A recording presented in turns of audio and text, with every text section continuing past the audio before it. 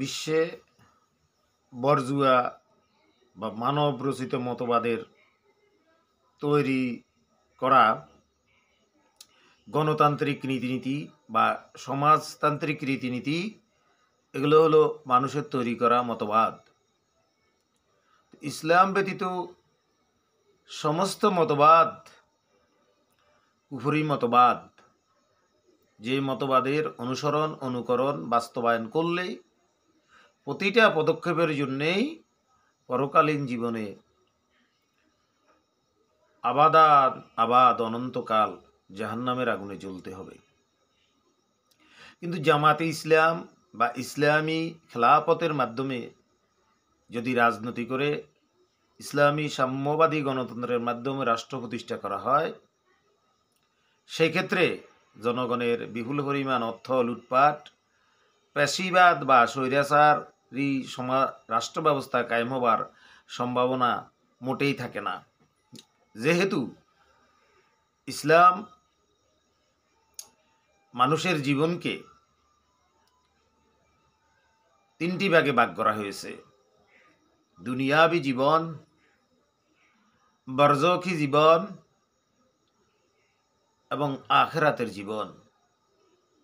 আখেরাত বা বরজখী জীবন দুই ভাগে বিভক্ত। একটা হলো মৃত্যুর পর কবর কেয়ামতের পূর্ব পর্যন্ত জিনজিল বা সিলজিলে অবস্থানকারী জীবন, আর অন্যটা হলো কেয়ামতের পর থেকে চরম পুরস্কার জান্নাত বা জাহান্নামে পাওয়ার জীবন। ইসলাম যেহেতু পরকালে বিশ্বাস করে, নাস্তিক্যবাদে বিশ্বাস করে না, আস্থাহীনতায় বিশ্বাস করে না, সুতরাং পরকালের ভয়ভীতির মাধ্যমে যেই জীবন পরিচালিত হয় ইসলামী জীবন, সেই জীবন ব্যবস্থার আলোকে যে সমস্ত লোক বা জনগোষ্ঠীকে তৈরি করা হয় বা তারা তাদের জীবনকে গড়ে নেয়, তাদের ভিতরে সবসময় খোদাভীতি বা পরকালের জীবনে কৃত অপরাধের শাস্তি ভোগের কারণ রয়েছে। শাস্তি ভোগ করতে হবে অবশ্যই। ভালো কাজ করলে জান্নাত, খারাপ কাজ করলে জাহান্নাম অবধারিত। এই খোদাভীতির কারণেই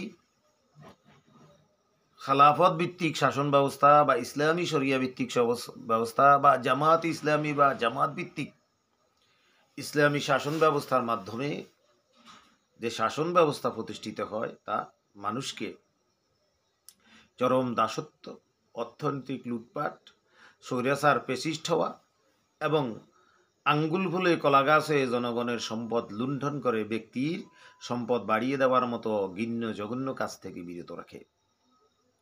সুদ, ঘুষ এই ধরনের অপকর্ম থেকে বিরত রাখে। দেশে প্রতিষ্ঠা করা হয় ইনসাফ এবং জাকাত ভিত্তিক অর্থ ব্যবস্থা।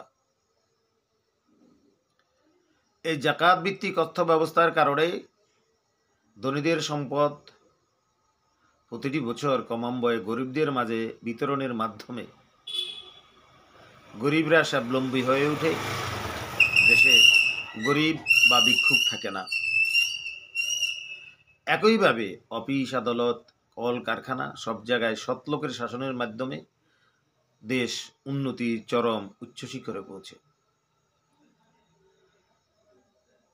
বিএনপি জামাতের সরকার যখন গঠিত হয়েছিল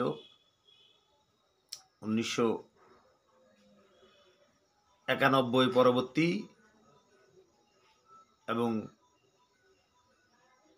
2001 সাল পরবর্তী, সে সময়ে বিএনপি জামাতের ভাগাভাগির সরকার গঠনের অংশ হিসেবে জামাত অল্প কয়েকজন মন্ত্রীর পদ পায়। এর ভিতরে আলী হাসান মোহাম্মদ মুজাহিদ এবং মাওলানা মতিউর রহমান নিজামী অন্যতম। তারা সরকার পরিচালনার পরে সরকারি যে বাজেট ছিল সেই বাজেটের অর্থ যা কিছু থেকে গিয়েছিল সেগুলো আবার সরকারি কোষাগারে জমা দিয়ে দেয়। বাংলাদেশে আজ পর্যন্ত যতগুলো সরকার ক্ষমতা এসেছে তাদের মন্ত্রী, এমপি, প্রধানমন্ত্রী, প্রেসিডেন্ট, যত লোকজন তারা সরকারি বরাদ্দ পেয়েছে, বরাদ্দ নিয়েছে, কিন্তু তারা লুটপাট করে টাকাগুলো হাতিয়ে নিয়ে চলে গেছে। বরং অতিরিক্ত আরও বাড়তি বরাদ্দ নিয়ে সরকারের কোষাগার খালি করেছে, অর্থ উপার্জন করে লুটপাট করে বিদেশে পাচার করেছে, বিত্ত বৈভব অর্থ সম্পদ অর্জন করেছে। কিন্তু জামাতের এই দুইজন নেতা প্রমাণ করলেন আর্থিক বছরের শেষে যে বাড়তি টাকাগুলো তাদের দপ্তরে বা তাদের মন্ত্রণালয়ে জমা ছিল তা সরকারি কোষাগারে জমা দিয়েছে। তো এইরকমভাবে যদি সৎ এবং যোগ্য লোকগুলো, খোদাভীতিপূর্ণ লোকগুলো সংসদে যায়, ক্ষমতায় যায়, রাষ্ট্র চালায়, তাহলে দুনিয়ায় একটা জান্নাতের বাগান হয়ে যায়।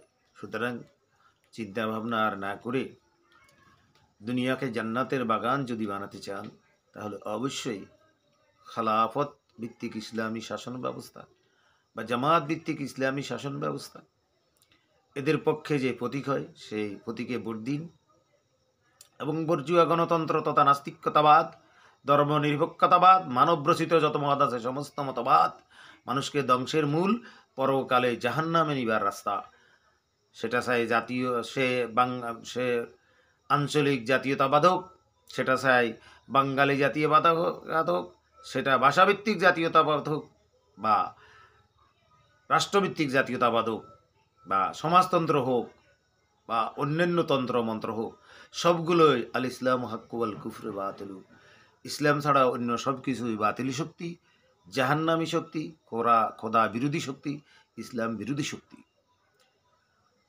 দুনিয়ার জীবনে শান্তি প্রতিষ্ঠিত হবে ইসলাম বা কোরআনের পক্ষে ভোট দিলে, খালাফত বা জামাত ইসলাম এ ধরনের সংগঠনগুলোর প্রতীকে ভোট দিলে, এবং পরকালে মুক্তি পাওয়া যাবে। আর দুনিয়াবি যত তাবাদ আছে, আঞ্চলিকতাবাদ আছে বা ব্যক্তির আদর্শ, ব্যক্তির নামে প্রতিষ্ঠিত, ব্যক্তির 19 দফা, ব্যক্তির 6 দফা, ব্যক্তির 9 দফা, ব্যক্তি কেন্দ্রিক যত দল,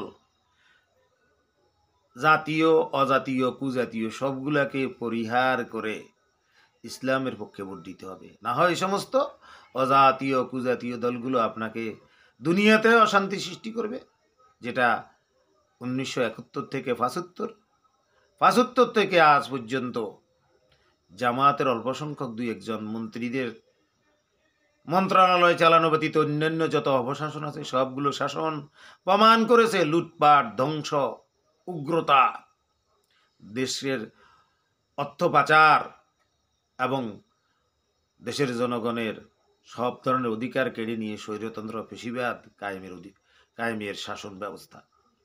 সুতরাং আমাদেরকে আজকে চিন্তা ভাবনা করতে হবে আগামীর শিশু, আগামীর প্রজন্ম, আগামীর বাংলাদেশকে গড়ার জন্য, জ্ঞানে গরিমায় দুনিয়া ও আখিরাতের মুক্তির জন্য একমাত্র একটাই পথ, সেটা হলো খেলাফত ভিত্তিক ইসলামী শাসন ব্যবস্থা, ইসলামী শরিয়া আইন এবং ইসলামের পক্ষে ভোটদান।